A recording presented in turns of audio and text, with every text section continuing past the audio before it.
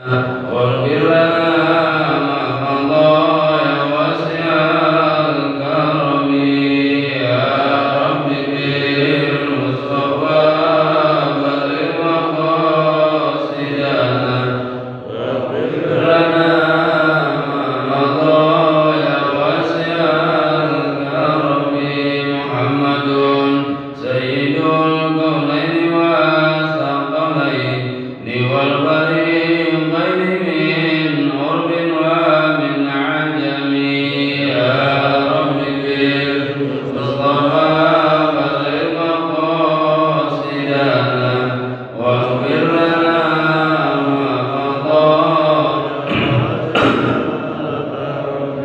نبينا الأمير النبي فلا أحد أبر بقلنا منه ولا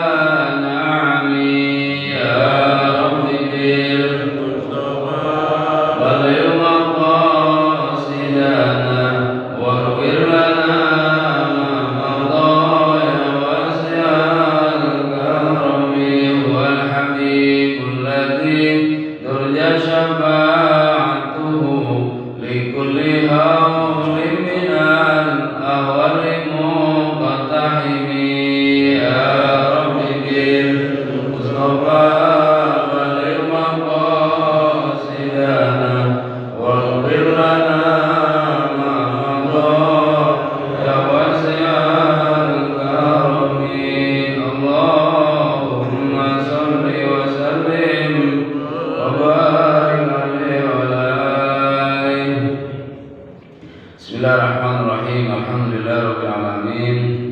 Wa bihi nasta'inu ala umuri dunya waddin. Shalatu wassalamu ala asyrofil anbiya'i wal mursalin sayyidina wa maulana Muhammadin wa ala alihi wa ashabihi ajma'in. Amma ba'du fa inna asdaqal hadits kitabullah khairul hadi hadi Muhammadin sallallahu alaihi wasallam wa syarrul umuri muhdatsatuha kullu muhdatsatin bid'ah wa kullu bid'atin dhalalah wa kullu dhalalatin finnar. Wa kama qala Rasulullah sallallahu alaihi wasallam.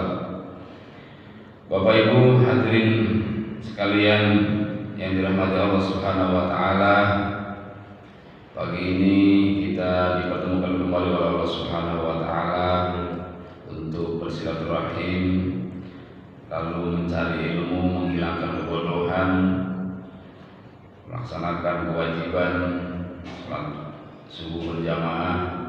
Rangkaian-rangkaian ibadah ini kalau bukan karena taufik dari Allah Subhanahu wa taala, tentu kita tidak akan mampu melakukannya. Karenanya bersyukurlah bahwa ini adalah sebuah kenikmatan yang tidak semua orang diberikan kesempatan seperti ini. Semoga ibadah kita diterima oleh Allah Subhanahu wa taala. Salawat dan salam semoga mengaturkan kepada junjungan kita Nabi besar Muhammad sallallahu alaihi wasallam, para keluarga, para sahabat, para zuriyah dan para pengamal sunnahnya hingga kita semua. Selanjutnya, sebagaimana yang sudah kita bahas mengenai materi fikih, sudah sampai kepada sholat sunnah, ya. Saya berharap kalau buku 1 ini sudah selesai lanjut, tetapi apabila masih ada hal-hal yang sekiranya perlu diulang gitu ya, untuk memantapkan pemahaman gitu. Nah, mengenai sholat sunnah ini yang sudah kita bahas adalah bahwa dari sisi penyebab didirikannya atau dikerjakannya sholat sunnah itu, yang pertama bahwa sholat itu adalah zikir, ya kan? Sholat itu adalah doa. Sholat juga tiang agama. Sholat juga sebagai penolong. Dan itu bukan hanya berlaku pada sholat fardu, termasuk sholat sunnah. Artinya begini, apalagi ada lagi satu lagi sholat itu sholat sunnah khususnya adalah nafilah, ya tambahan. Maka sesungguhnya orang yang banyak butuh kepada Allah itu ditandai dengan banyak sholat, karena sholat itu adalah doa. Lalu orang yang rindu akan ketenangan juga ditandai dengan banyak sholat, karena sholat itu adalah zikir. Ala bi dzikrillah tatmainnul qulub. Sesungguhnya zikir itu dapat menenangkan hati.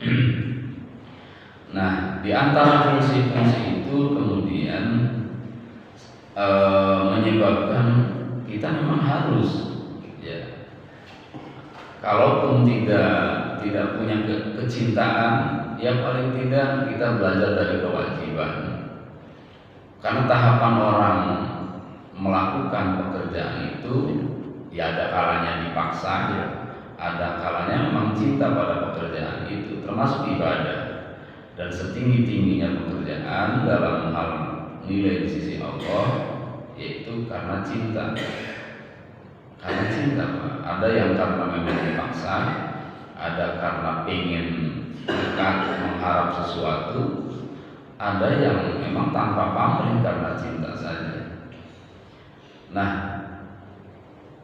kemudian setelah itu kita tidak apa disebutnya tidak serta-merta langsung bisa mengamalkannya. Perlu tahu juga apa syarat rukunnya. Nah, itulah fikih. Ya, jangan-jangan ada sholat yang haram, ya nyatanya ada, ya gitu ya. Jangan-jangan ada yang makruh, ya memang ada, bahkan bermacam-macam jenis ibadah itu, dari mulai wajib, kemudian sunnah, mubah, makruh, terakhirnya haram, padahal ibadah. Makanya kata Imam Syafi'i, pada dasarnya semua ibadah itu haram, kecuali yang ada perintahnya.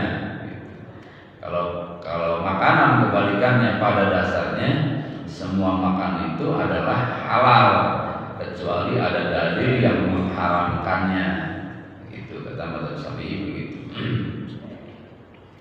Maka kalau tidak ditemukan dalil haram, ya udah makan aja gitu, Bang. Kalau masalah makanan, ya makan haram, mana dalilnya? Enggak ada, ya udah lanjut. Kalau ibadah, ya pada dasarnya awalnya haram, ya jangan ibadah gitu, Bang. Kecuali ada perintah atau ada sunnah. Nah, selanjutnya mengenai syarat rukun ini, ya kita sudah bahas mengenai definisi sholat sunnah, lalu kemudian sebab-sebab didirikannya sholat sunnah, bahwa sholat sunnah itu ada kalanya karena waktu, ada kalanya karena sebab. Itulah yang kemudian dalam istilah fikih disebut sholat sunnah dzu sabab, sholat sunnah muakkad. Muakkad itu karena memang terikat oleh waktu, dzu sabab itu karena memang karena ada sebab, ya. Nah, yang tidak terikat oleh waktu dan sebab disebutnya sholat sunnah mutlak, ya, gitu. Jadi kalau begitu, ya bisa kita bagi ada 3 macam. Ya terserah pembagian kita, tapi kalau ulama membaginya begini. Sholat sunnah itu ada 2 macam. Yang satu disebut sholat sunnah mutlak, yang kedua sholat sunnah muqayyad. Muqayyad itu ada 2, muakkad dan dzu sabab. Kalau nggak mau susah, ya begitu saja. Sholat sunnah itu karena sebab namanya dzu sabab. Sholat sunnah karena waktu karena disebut muakkad. Sholat sunnah yang tidak karena sebab, karena tidak karena waktu disebut sholat sunnah mutlak, gitu ya.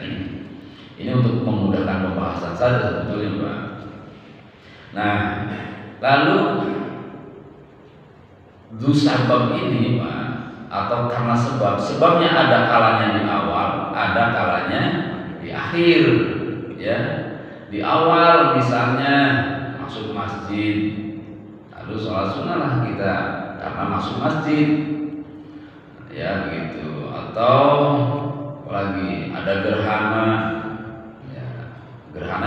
duluan, bukan sholat duluan, itu namanya sebabnya di awal. Kalau di akhir, nah yang akan kita bahas nanti ini Pak, di antaranya begitu. Kalau nggak salah yang sudah itu sholat gerhana ya, udah ya. Nah sekarang sholat sunnah yang musabab mutaakhir, adanya di akhir sebabnya, yang diantaranya tidak boleh dilaksanakan setelah asar, setelah subuh, itu sholat sunnah itu sabab mutaakhir Pak. Kalau sholat itu sabab mutaqaddim nggak apa-apa setelah asar atau setelah subuh. Memang gerhananya setelah subuh, memang gerhananya setelah asar kan gitu. Atau bapak masuk masjid juga setelah subuh atau setelah asar.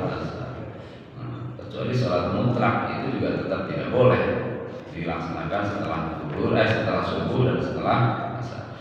Nah, sholat sunnah sabab mutaakhir ini ya ada kalanya juga tidak disunahkan berjamaah, ada kalanya disunahkan berjamaah. Nah, bagi orang yang disebutnya terlalu menggebu cintanya pada agama, kadang tidak sampai kepada adanya toleransi mana sunnah mana wajib.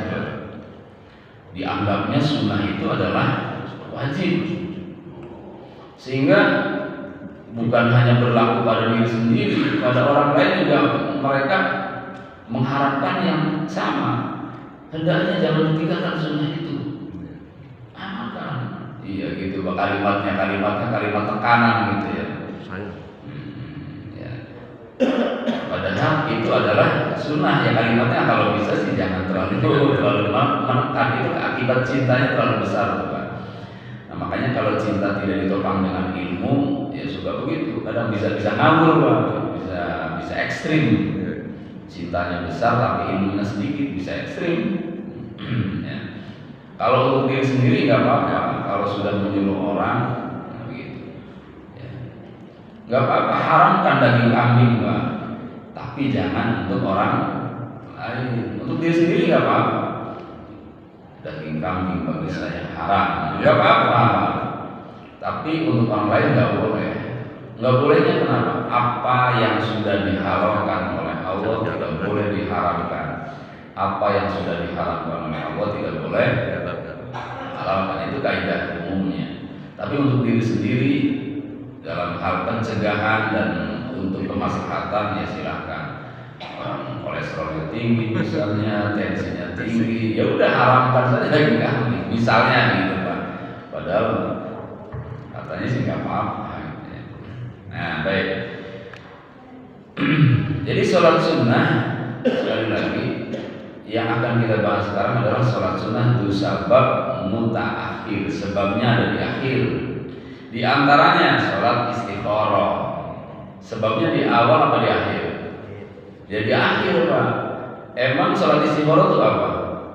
Sholat istikharah itu adalah sholat yang dianjurkan dalam rangka untuk memohon petunjuk kepada Allah dari apa yang terjadi akibat bingung memilih suatu kesimpulan, suatu pekerjaan ya, atau suatu tuntutan. Paling tidak ada dua pilihan yang membingungkan, Pak Ganjar apa Anies gitu misalnya nih Pak ya, apalagi tiga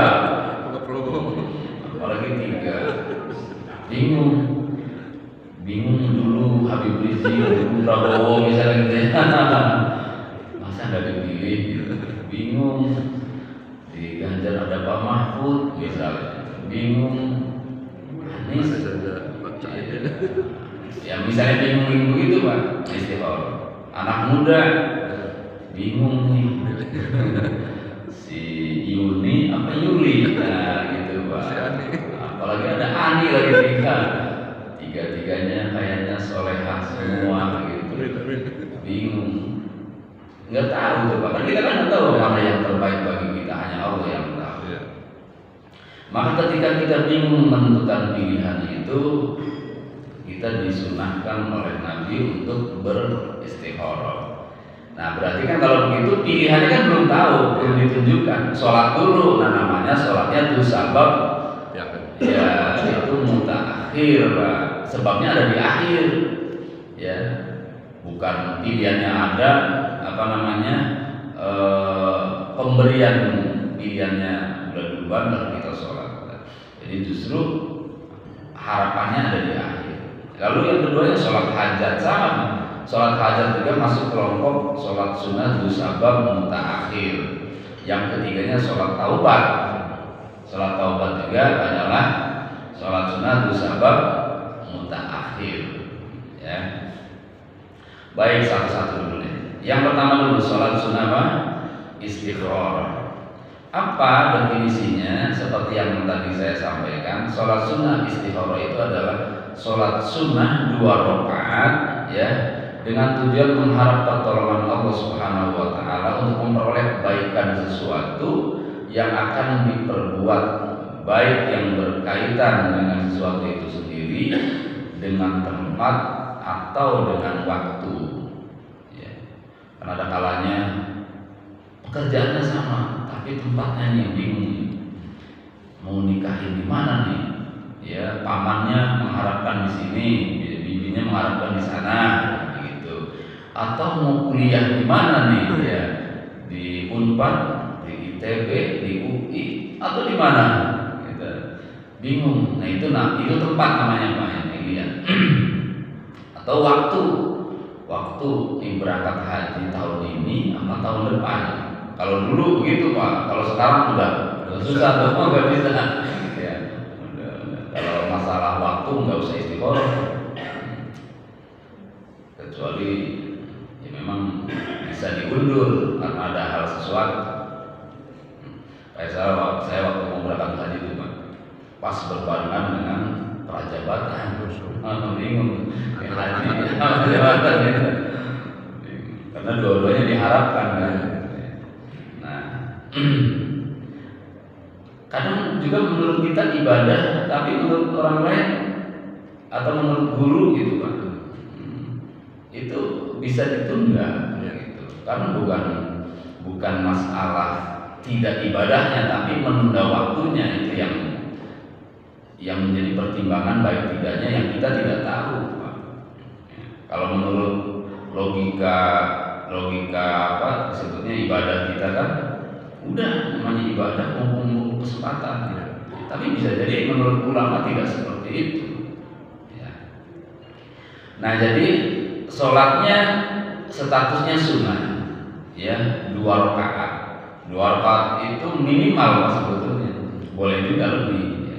Sholat lagi gitu. Nah niatnya bagaimana?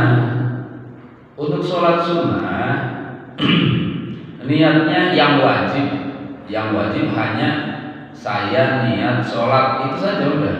Saya niat sholat dalam hati, syukur ditambah saya niat sholat istikharah, saya niat sholat duha, saya niat sholat hajat dan lain-lain. Kalaupun hanya saya niat sholat sudah sah menurut teori fikih, ya. Tapi kalau sholat fardu harus disebutkan fardunya fardu apa, harus gitu, kalau sholat fardu. Nah itulah bedanya sunnah dan fardu Pak. Keringanannya seperti itu. Niat puasa juga sama Pak. Kalau sholat puasa sunnah niatnya di tengah hari nggak apa-apa, di pagi hari. Tapi kalau puasa wajib harus di malam hari. Untuk ibadah wajib kalau sudah dijalankan tidak boleh dibatalkan.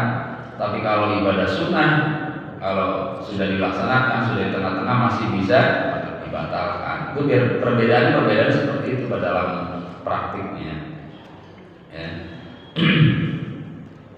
Jadi kalau bisa saya niat sholat istikharah. Kalau mau pakai bahasa Arab, usolli sunnatal istikharah lillahi ta'ala. Ya. Ini mau nyawe apa enggak? Nah istikharah Pak. Ya. Setelah suratnya apa suratnya? Suratnya bebas. Ya. Yang umum kuliah dan kulhu. Ya udah biasa. Kuliah yuhal kafirun la a'budu ma ta'budun sampai terakhir waliyati. Fatihah, baca apa Al-Ikhlas, Allahu Akbar sampai lam yakul lahu kufuwan ahad. Itu suratnya. Setelah itu doa. Mau zikir dulu silahkan, mau hadharah dulu silahkan, mau Fatihah dulu, sholawat dulu silahkan. Namanya Allah itu suka bila dipuji, ya. Dan Allah suka bila nabinya dikirimi sholawat, ya. Maka sebelum doa puji-pujilah Allah dengan asma-asmanya yang al-husna dan juga perbanyak sholawatnya agar apa yang kita hajatkan mudah dikabulkan oleh Allah Subhanahu wa taala. Kalau doanya yang Nabi ajarkan kan Allahumma inni astakhiruka bi ilmika wa astaqdiruka bi qudratika, kan begitu ya. Ya, mau pakai bahasa Arab atau bahasa Indonesia insya Allah sama saja Pak. Yang penting dalam keikhlasan dan dalam ungkapan itu ada tujuannya sesuai dengan yang disyariatkan. Ya, nanti di sana ada kalimat sebutkan perkara ya Allah, saya ini mau melakukan sesuatu tapi saya bingung, Engkau yang Maha tahu, Engkau yang Maha menakdirkan, pilihkan untuk saya yang terbaik ya Allah. Jika hal ini baik untuk saya, untuk agama saya, untuk kehidupan saya, maka tetapkan ia untukku. Kalau memang pilihannya satu Pak, ya, tapi bingung mau diambil apa tidak, nah begitu. Kalau pilihannya dua ya Allah saya bingung nih antara Yuni dan Yuli yang mana ya Allah gitu. Ya, dia sampaikan saja kepada Allah. Jadi tujuannya adalah untuk meminta petunjuk kepada Allah Subhanahu wa taala. Semakin merasa kita ini lemah ya semakin banyak salat istikharah. Semakin kita ingin mendapatkan pilihan yang terbaik dari Allah Subhanahu wa taala. Nah, salat ini boleh dikerjakan di malam hari dan itu yang utama, tapi boleh juga dikerjakan di siang hari. Boleh Pak. Nah, ya, karena umumnya malam lalu kita punya pandangan berarti nggak boleh siang. Boleh sebagaimana sholat hajat, sholat tasbih juga boleh malam, boleh siang. Hanya saja nah itu tadi sholat seperti ini jangan dilakukan setelah asar dan setelah subuh karena ini masuk ke definisi sholat sunnah itu sabab mutaakhir, sababnya ada di akhir. Ya. Nah itu sholat sunnah istikharah. Nah, hadisnya sangat sahih dan mutawatir mengenai hal ini. Nabi memberikan pengajaran kepada sahabatnya untuk istikharah dan berikut doanya yang tadi saya bacakan sebagian awalnya. Ya, so kalau diajarkan sekarang juga Pak gak bakal hafal kan gitu ya. Maka dikenalin aja kan begitu. Nanti kalau mau ya saya tuliskan atau Bapak googling juga boleh ya. Tapi kalau mau tulisan ya saya tuliskan. Nah, jadi mengenai waktu bebas ya, boleh malam, boleh siang. Tapi yang terbaik malam dan menjelang tidur.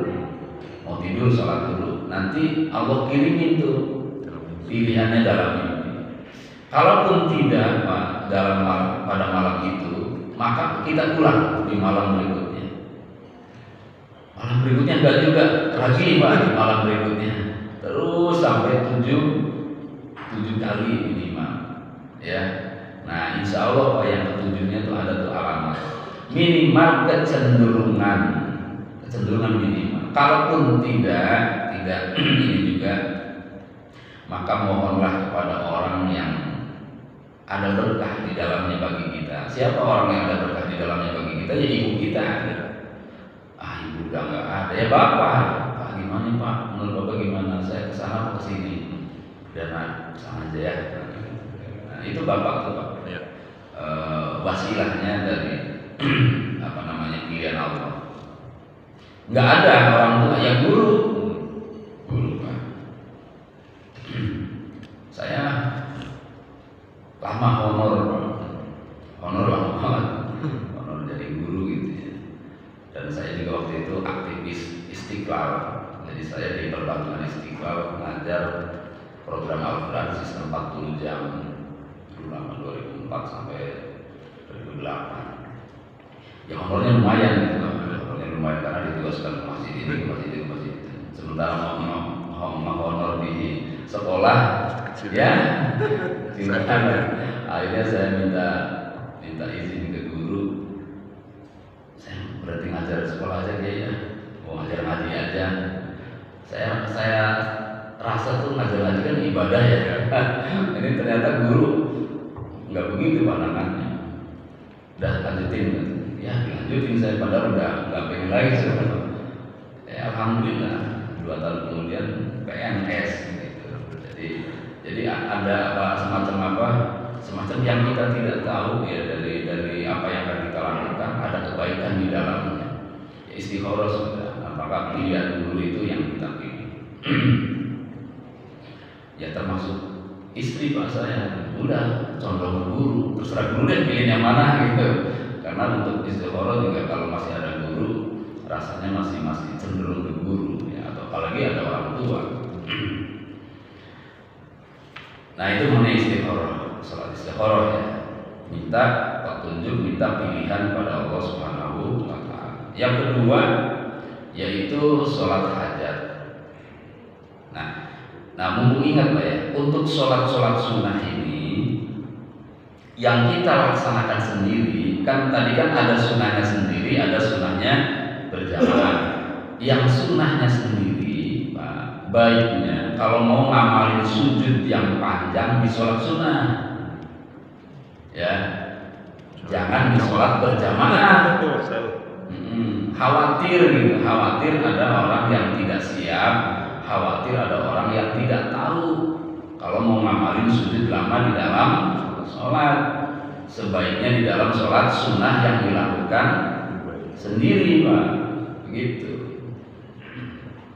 Karena kata Nabi kalau sholat wajib apalagi jadi imam, perhatikan kondisi makmum, ringankan sholatmu, perhatikan kondisi makmum. Ada yang tua, ada yang punya hajat, mungkin kalau ibu ada yang hamil dan lain-lain, ada yang sakit mata dan lain-lain. Nah maka hadis Nabi yang berbunyi aqrabu ma yakunul abdu minallah fa huwa sajid, sebaik-baik dan sedekat-dekat hamba dengan Allah yaitu manakala dia sedang bersujud. Kata beliau fa'aksiru fihi du'a, maka perbanyak di dalamnya berdoa. Maka sujud lama itu karena sedang memperbanyak doa. Nah disitulah sekalian gitu Pak ya, istikharahnya kita, sujudnya juga minta. Termasuk sholat sunnah ini, sholat sunnah rawatib. Sholat sunnah rawatib itu kan mengikuti atau mengiringi sholat fardu. Ya, kalau kira-kira masih lama alarmnya, ya udah lamain sujudnya. Nah, kalau kita memang cinta sujud. Nah begitu ya. Selanjutnya sekali lagi kita masih dalam bab sholat sunnah musabah mutakhir. Yang kedua sholat hajat. Kata Nabi Shallallahu Alaihi Wasallam, "Maka lahu hajatun ilallah Taala, au ila ahadin min bani Adam, falyatawaddo, falyuhsinul wudu, tsumma yusalli rakaatain." Apabila seseorang di antara kamu, kata Nabi, sedang punya hajat pada Allah ataupun pada seseorang, nah ini hajatnya bukan hanya pada Allah Pak, pada seseorang, misalnya seseorang itu apa? Seseorang itu misalnya mau nagih hutang, itu kan hajat pada seseorang tuh, atau mau ngutang, minjem, itu kan hajat. Allah mau minjem mulu gitu ya. Tapi kalau nggak minjem ke dia kemana lagi? Sementara anak harus ini harus itu, ya. Nah sholat hajat, siapa tahu dengan sholat hajat pinjamannya besar atau nggak jadi minjem, gitu Pak. Syukur kayak bapaknya Rabi'ah Al-Adawi ya, ketika beliau nggak makan berapa lama anak-anak itu, berapa hari gitu karena miskinnya, karena bangkrut usahanya. Lalu di malam hari beliau bermimpi dengan Rasul. Kata Rasul, datang ke Sultan, katakan ya bahwa Sultan bukan gitu, katakan bahwa kekasihku lupa baca sholawat semalam gitu. Nah, Sultan Hamid II, Sultan Hamid II itu yang waktu siapa tuh Pak Zionis Israel pertama yang merayu ingin Palestina menjadi tanah tempat tinggalnya ya. Itu kan yang dirayakan Suratul Hamid juga waktu jadi Khalifah Turki Utsmani ya. Itu di masa Siti Rabi'ah Adawiyah. Nah, kata-kata Nabi dalam mimpinya itu kepada bapaknya Siti Rabi'ah Adawiyah, katakan kekasihku lupa ya baca sholawat semalam. Nah, datang ke sana hanya ngomong itu doang, Pak. Dibagi duit, Pak. Ada perlu apa? Nah, enggak, saya hanya mau menyampaikan pesan Nabi. Kata Nabi, kekasihku lupa baca sholawat semalam. Dia langsung ini, Pak, dibilang kekasih oleh Nabi itu sangat tersenyum hatinya. Nabi kok bilang kekasih pada dirinya, kan luar biasa, Pak. Itu kan yang membanggakan sekali. Makanya nggak tahu-tahu mau berapa, tambah lagi. Nah, boleh itu, Pak. Nggak perlu istighfar kalau gitu, datang aja. Nggak perlu sholat hajat, datangnya aja kayak begitu tuh ya. Nah, kalau kita yang jarang bahkan nggak pernah mimpi Nabi ya, banyakin sholat seperti yang diajarkan Nabi, sholat hajat. Nah, baguskan untuknya kata Nabi. Kalau kamu punya hajat pada Allah tuh ya mau nuntut ilmu, ya kayak tadi mau mau haji dan lain-lain. Kalau pada orang ya mau pinjem, mau nagih dan lain-lain, itu termasuk hajat kita. Maka berwudulah dengan baik, lalu dirikan sholat 2 rakaat atau lebihnya nggak ada Pak, tapi di sini Nabi tidak membatasi. Fal yusalli rakaatain, maka sholatlah 2 rakaat, lalu summa yusni 'ala Allah, pujilah Allah. Wal yusalli 'ala Nabi, dan sholatlah pada Nabi. Itu yang tadi saya sampaikan bahwa puji-pujilah Allah, lalu banyakin membaca sholat. Puji-puji Allah gini, ya Allah, ya Rahman, ya Rahim, ya, dan seterusnya. Kan ada itunya Asmaul Husna ya. Kalau nggak pakai begitu ya Allah, ya Rahman, ya Rahim, ya Malik, ya Kudus. Yang kita hafal saja. Sebut itu puji-pujian pada Allah. Udah selesai kelar semua, hafalnya 15 seperti itu. Hafalnya 20 ya 20. Ya, syukur 99. Kalau saya bacanya kayak baca ini Pak, kayak baca apa ya? Kayak baca terlatih cepat. Nasallu ya man la ilaha illa rahmanur rahim al-malikul qudus salamul mu'minul muhaiminul azizul jabbarul mutakabbirul khaliqul qadirul musawwirul ghafarul qaharul wahhabur razaqul fattahul alim al-qabidul basidul hafidul rabbul muzil mudhil samil basir. Jadi enggak kedengeran ya Allah, ya enggak kenal pujian. Ya, kurang ini kalau begitu sebetulnya kurang mengena. Yang mengena itu pelan gitu, pelan dan pakai iya. Ya, kalau itu pakai iya. Itu pujian. Atau pakai bahasa Indonesia juga apa? Allah, Engkau pengasih, Allah, Engkau penyayang, Allah, Engkau maha perhatian, Allah, Engkau maha tahu siapa yang butuh di antara kami. Itu namanya pujian, ya. Karena Allah itu disebutnya mengenalkan sifat-sifatnya, ya seperti sifat-sifat kita, Pak. Tapi tidak boleh menyamakan. Bagaimana